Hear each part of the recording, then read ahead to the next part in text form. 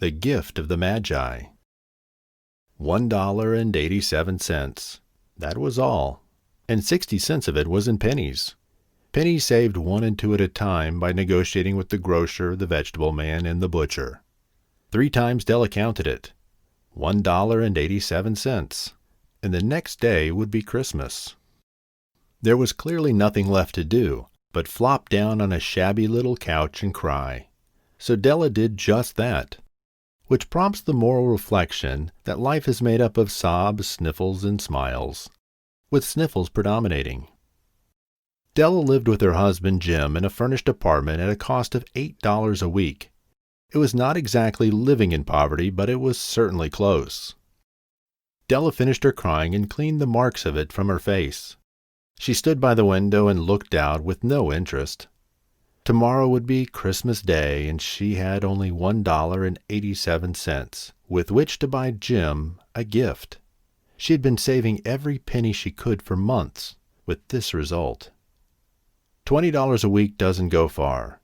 Expenses had been greater than she had expected. They always are. Only $1.87 to buy a gift for Jim. Many hours she had spent planning for something nice for him. Something nearly good enough. Something almost worthy of the honor of belonging to Jim. There was a mirror between the windows in Della's room. Suddenly she whirled from the windows and stood before the mirror. Her eyes were shining brilliantly, but her face had lost its color within seconds. Quickly, she pulled down her hair and let it fall to its complete length. Now there were 2 possessions of theirs which they took a lot of pride. One was Jim's gold watch that had been his father's and his grandfather's. The other was Della's hair. So now Della's beautiful hair fell about her, rippling and shining like a cascade of brown waters. It reached below her knee and made itself into a dress for her. And then she did it up again nervously and quickly, hesitating only once, while a tear or 2 splashed on the worn red carpet. She knew what she had to do. On went her old brown jacket, on went her old brown hat. With a brilliant sparkle still in her eyes, she hurried out the door and down the stairs, into the street. Where she stopped, the sign read, Madame Sofroni, hair goods of all kinds. Up to the 2nd floor Della ran, and barely stopped to catch her breath. "Will you buy my hair?" asked Della. "I buy hair," said Madame Sofroni. "Take your hat off and let's have a look at it." Down rippled her waterfall of brown hair. $20, said Madame Sofroni, lifting the hair to feel its weight. "Give it to me quick," said Della. For the next 2 hours she was going from one shop to another to find the perfect gift for Jim. She found it at last. It surely had been made for Jim and no one else. There was no other like it in any of the stores, and she had looked in every shop in the city. It was a gold watch chain very simply made. Its value was in its rich and pure material. Because it was so simple, you knew it was very valuable. All good things are. It was even worthy of Jim's watch. As soon as she saw it, she knew it must be Jim's. It was just like him, quietness and value, a description that applied to them both. She paid $21 for it and hurried home with 87 cents. With that chain on his watch, Jim could look at his watch and learn the time anywhere he might be. Though the watch was so fine, it never had a fine chain. He sometimes took it out and looked at it, only when no one could see him do it.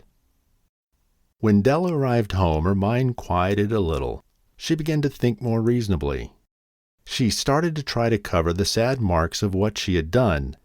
She got out the curling irons and went to work, repairing the ravages made by generosity added to love, which is always a tremendous task. Within 40 minutes her head was covered with tiny curls that made her look wonderfully like a schoolboy. She looked at her reflection in the mirror long, carefully, and critically. "If Jim doesn't kill me," she said to herself, "before he takes a second look at me, he'll say I look like a Coney Island chorus girl. But what could I do? Oh, What could I do with $1.87? At 7, Jim's dinner was ready for him. Jim was never late. Della held the watch chain in her hand and sat on the corner of the table near the door that he always entered. Then she heard his step on the stair way down on the first floor, and she turned white for just a moment.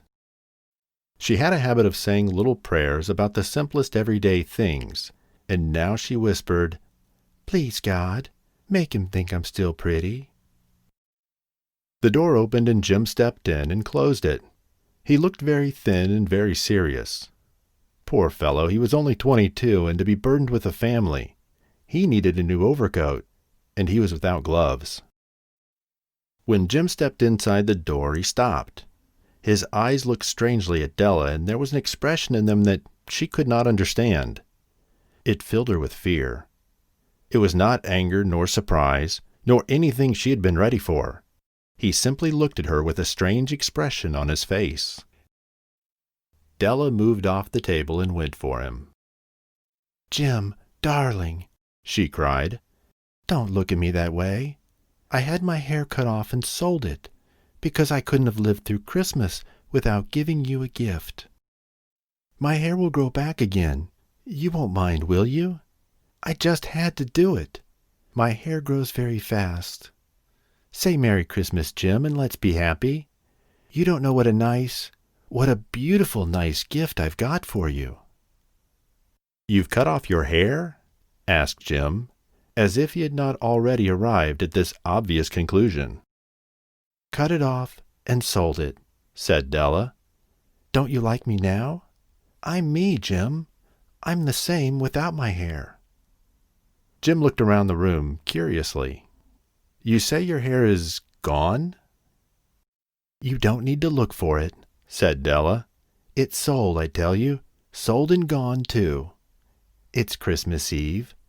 Be good to me, for it went for you.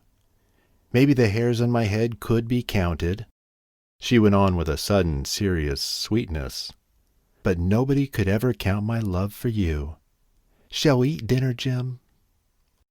Jim seemed to quickly awake from his trance and put his arms around Della. Then Jim took a package from his overcoat pocket and placed it on the table. "I want you to understand me, Dell," he said. "Nothing like a haircut can make me love you any less. But if you'll open that, you may know what I felt when I came in." Her nimble fingers tore at the string and paper, and then a cry of joy, and then a change to tears. For there lay the combs that Della had seen in a shop window and had loved for a long time. Beautiful combs, with jewels perfect for her beautiful hair. She had known they cost too much for her to buy them. She had looked at them with the least hope of owning them. And now they were hers, but her hair was gone. But she held them to her heart, and at last she was able to look up and say, "My hair grows fast, Jim." And then she jumped up and cried, "Oh, oh!" Jim had not seen his beautiful present. She held it out for him eagerly, sitting in her open hand. The gold seemed to shine softly as if with her own warm and loving spirit. "Isn't it perfect, Jim? I hunted all over town to find it. You'll have to look at your watch 100 times a day now. Give me your watch. I want to see how they look together." Jim sat down and smiled. "Della," he said, "let's put our Christmas gifts away and keep them a while. They're too nice to use now. You see, I sold the watch to get the money to buy the combs. And now, I think we should have dinner."